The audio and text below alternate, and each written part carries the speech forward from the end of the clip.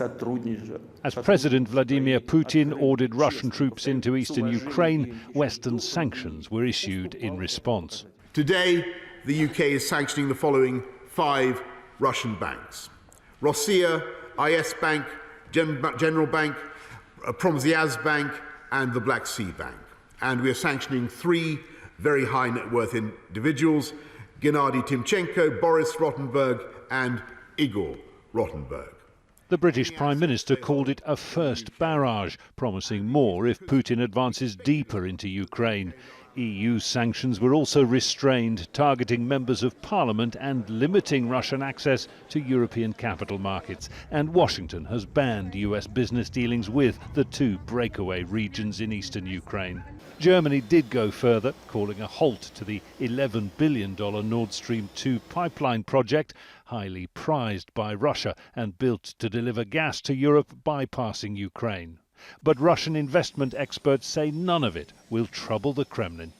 The banks that have been mentioned are all state banks that are funded domestically, do not rely on the European markets, have not for years because they have been subject to US sanctions, and the individuals that we mentioned are certainly part of kind of Putin's circle of friends, but they have also been subject to US sanctions for many years. So really what the UK and EU are doing now is simply catching up with sanctions that have been in place by the US for many years.